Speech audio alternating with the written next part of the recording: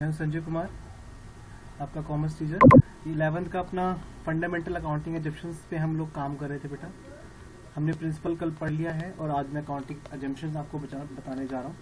अब एजम्पशंस क्या चीज़ होती हैं? एजम्पशंस जैसे कि नाम से पता चल रहा है, किसी भी चीज़ को मान लेना, किसी भी चीज़ को अज्यूम कर लेना एजम्पशन कहलाएगा।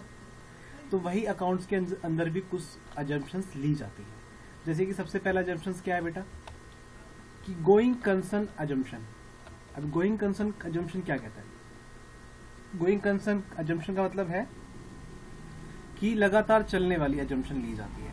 ऐसी अजम्पशन की बिजनेस सतत प्रक्रिया है। सतत प्रक्रिया मतलब यानी बिजनेस लगातार चलने वाली प्रक्रिया है जो कि खत्म नहीं होगी, ऐसा माना जाता है। ऐसा क्यों माना जाता है? क्योंकि जो बिजनेस होता है उसकी लाइफ होती है वो अनलिमिटेड होती है। अनलिमिटेड कैसे होती है? क्योंकि जब बिजनेस बनाया जाता है तो हमने पढ़ा था कि बिजनेस और मालिक दोनों ही अलग अलग व्यक्ति होते हैं। अब बिजनेस कैसे व्यक्ति होता है?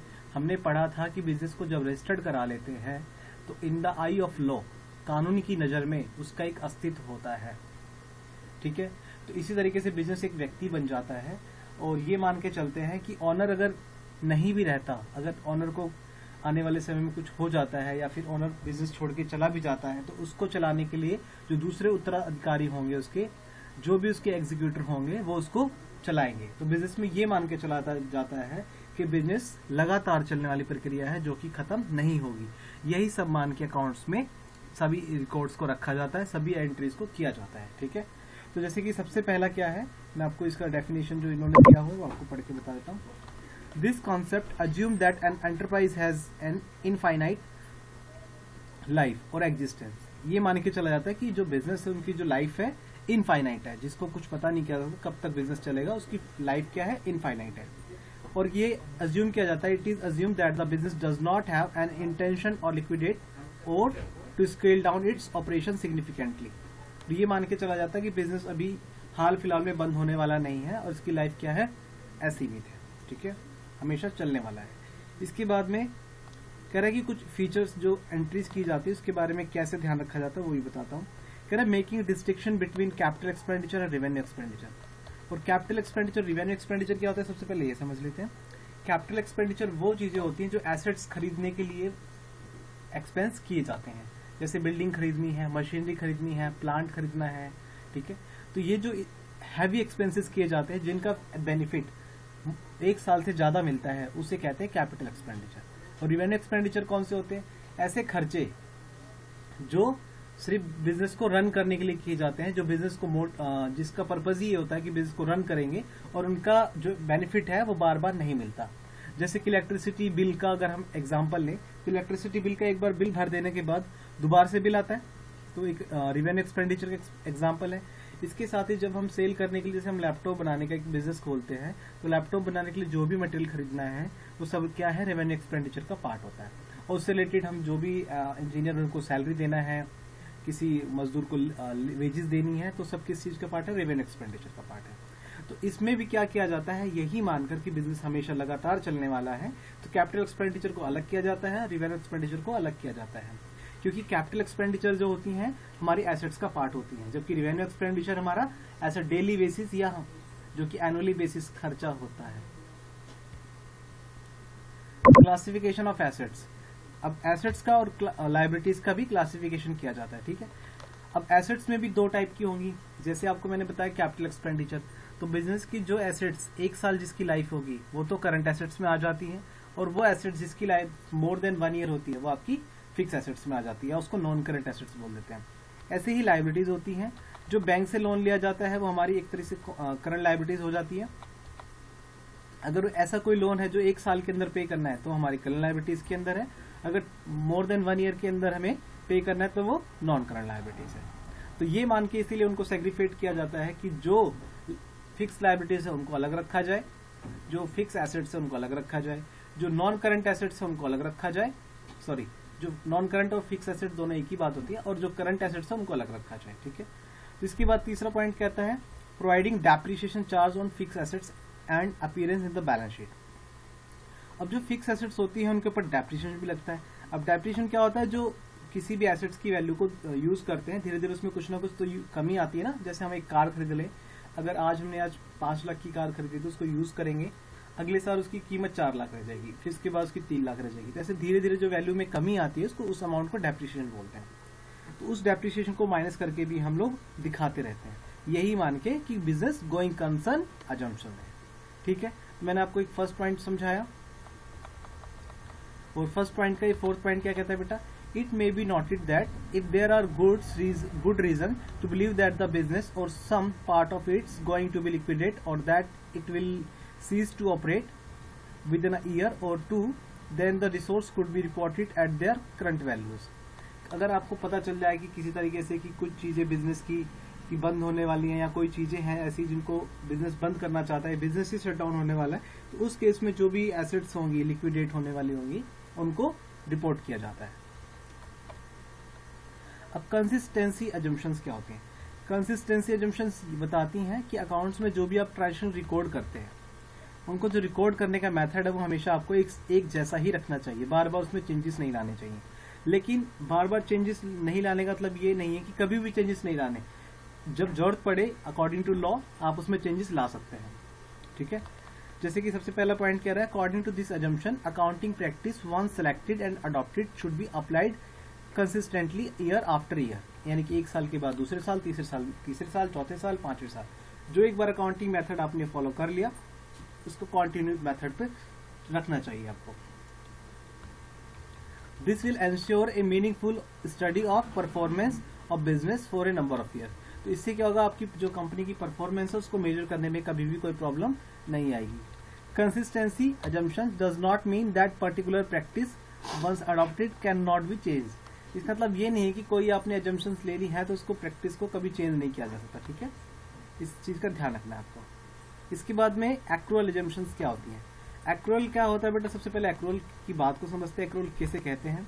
एक्रूअल का मतलब होता है कोई अगर एक्सपेंस आपने कर दिया है, चाहे उसको पे किया हो चाहे नहीं पे किया हो, वो आपको अकाउंट्स में दिखाना है कि आपको ये, अगर पे कर दिया है तो वेरी गुड, नहीं पे किया है तो आपको ये दिखाना है कि वो खर्चा पे करना बाकी है, उस खर्चे को बोलेंगे आउटस्टैंडिंग एक्सपेंसेस। ठीक है, ऐसे ही अगर मान लो कोई इनकम, किसी का हमने कोई सर्विस देनी थी या हमने कोई गुड्स सेल किया है और कहीं से पैसा आना है लेकिन अभी तक आया नहीं है, आ गया है तो वेरी गुड, नहीं आया है तो उसको बोलेंगे आउटस्टैंडिंग इनकम। ठीक है, तो एक्रूअल अजम्पशंस क्या होती हैं, आप जब भी कोई खर्चा करते हो उसको रिकॉर्ड करो, अगर आपने पे किया तो वेल एंड गुड, नहीं पे किया तो ये दिखाइए कि आउटस्टैंडिंग है। ठीक है, और दूसरी साइड ये दिखाया जाता है अगर आपने कोई इनकम कमाई है, अगर मिल गया है तो वेल एंड गुड, नहीं मिला है तो ये दिखाएंगे कि वो इनकम बाद में मिलेगी। तो इसी को बोलते हैं accrual assumptions, accrual base accounting. ठीक है, ये वाला पॉइंट जो है बहुत इंपॉर्टेंट है। एक्रूअल अजम्पशंस क्या होती हैं आपके बार बार क्वेश्चन में भी आएगा, और एक्रूअल बेस पे ही आप आगे सीखेंगे। सारी अकाउंटिंग हमारी एक्रूअल बेस पे ही चलती है मोस्टली। इसके बाद में अब base of accounting, accrual base में भी 2 बेस होते हैं। एक्रूअल बेस में भी कितने बेस है बेटा? 2 बेस, एक है कैश बेसिस, एक है एक्रूअल बेसिस। अब कैश बेसिस का मतलब क्या है कि पैसा, जैसे मान लो कोई खर्चा आपने कर दिया, ठीक है, मान लो आपको कोई इलेक्ट्रिसिटी का बिल भरना है, आपने भर दिया, वो एक्सपेंस खर्च हो गए, वो उसको रिकॉर्ड करना है। लेकिन इलेक्ट्रिसिटी बिल की ड्यू डेट है, आपने पे नहीं किया, जब तक पे नहीं किया आपको एक्रूअल के जैसे इसमें आउटस्टैंडिंग खर्चा दिखाने की भी जरूरत नहीं होती है। आप जब पे करेंगे तभी उस खर्चे को माना जाएगा, जब तक पे नहीं करेंगे उस खर्चे को कोई बुक्स में नहीं दिखा सकते। ठीक है, तो कैश बेस यही कहता है कि जब आप किसी खर्च को करोगे तो उसको शो कर दो, जब नहीं करोगे तो मत दिखाओ। इसी तरीके से इनकम होती है, अगर इनकम आपको मिल गई है तो आप दिखा दीजिए, अगर इनकम नहीं मिली है तो मत दिखाइए। इसको ये भी बोल सकते हैं कि रिसिप्ट एंड पेमेंट के बेस पे ही ये चलता है कैश बेसिस अकाउंट। ये कैश बेसिस अकाउंट ज्यादातर कौन लोग रखते हैं? ये जैसे हमारे प्रोफेशनल जो होते हैं, चार्टर्ड अकाउंटेंट, सीए, डॉक्टर, ये सब लोग कैश बेसिस पे अकाउंट्स को फॉलो करते हैं। ठीक है, कई क्लाइंट से पैसा आना है, नहीं आया तो क्या करेंगे? आया तो मान लेते हैं आ गया, नहीं आया तो नहीं मानते कि नहीं आया। इसी तरीके से कोई एक्सपेंस पे करना है तो मान लिया, नहीं पे किया तो नहीं माना। ठीक है, under these entries in the books of accounts are made when cash is received or paid and not when the receipt or payment becomes due. For example, if salary 7,000 of January 2000 paid in February 2000, it would be recorded in the books of account only in Feb. यानी कि जनवरी की salary पे करनी थी लेकिन पे की फरवरी के अंदर, तो कब की सैलरी मानी जाएगी? वो जनवरी की, सॉरी फरवरी की ही खर्चा माना जाएगा उसे।